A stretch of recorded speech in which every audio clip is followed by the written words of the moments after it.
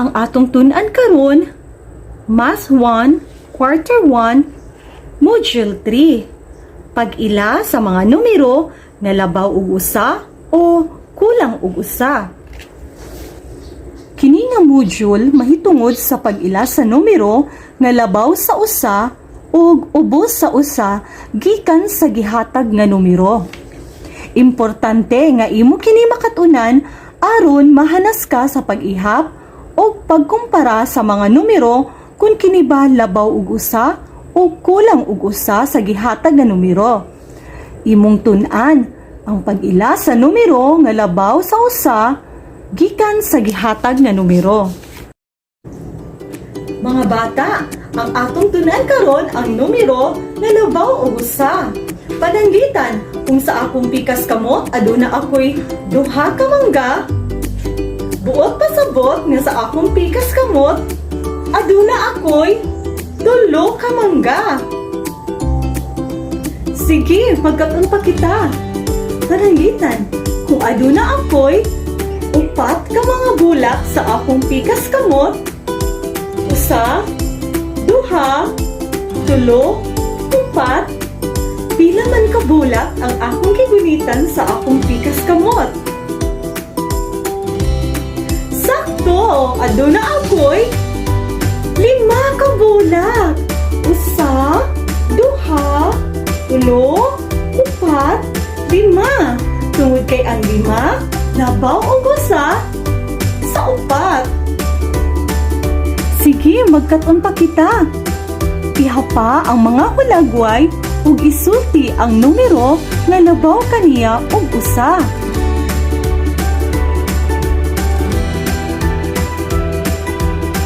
Ang saktong tubag kay?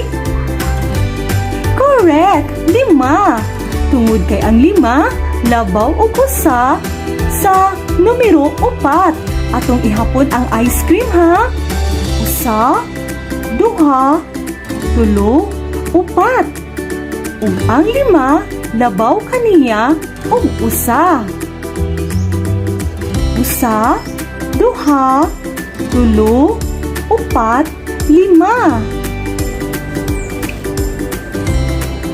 Mga bata, sulayan nato kini. Subaya ang mga nahibaw-an nimo pinaaging ining buluhaton karon. Ihapa ang mga butang, dayon ilha ang numero nga ana ay labaw o usa sa numero sa mga butang.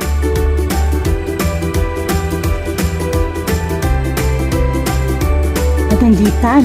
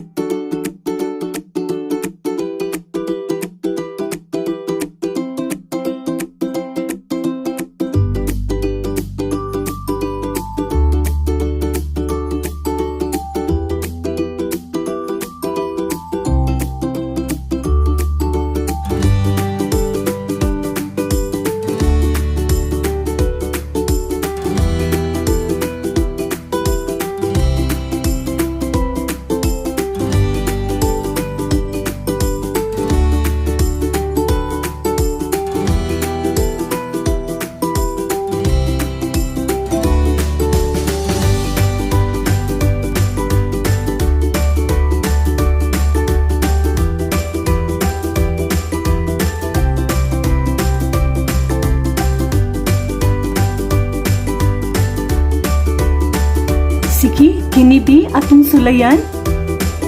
Gikan sa duha ka bola. Usa, duha. Mahimo na siya og?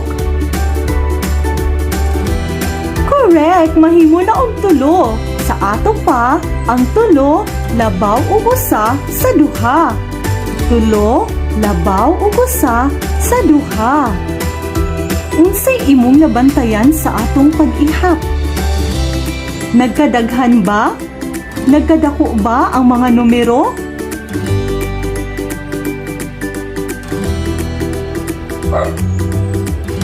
Tanawa ang chart mga bata. Ilha o tagpila ang gipuno sa matag numero.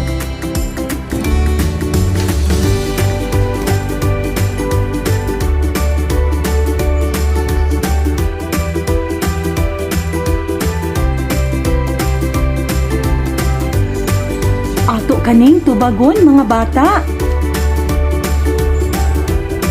Niining tungura, buhaton nimo ang pareho sa ibabaw nga kipakita. Magsugod ka sa 3 hangtod 7.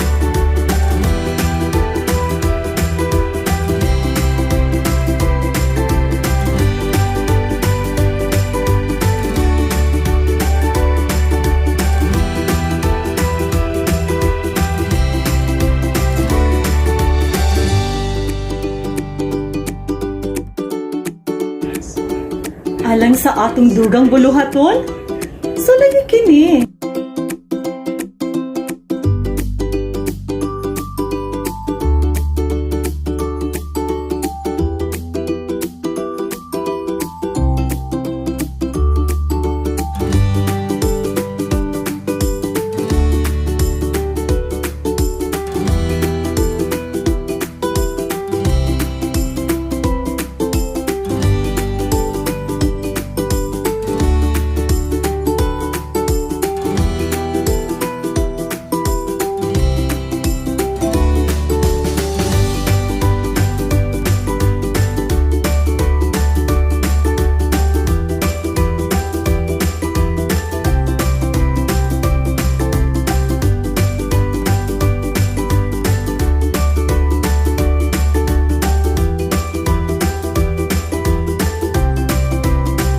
Sayod ako nga daghan mo batunan karong adlaw. Sa makausap pa, ako si Teacher Lynn nga nag-ingon. Ang bata nga maningkamot, taas og makabot. Daghang salamat sa inyong pagpaminaw o sa inyong partisipasyon. Hantod sa sunod kita. Bye!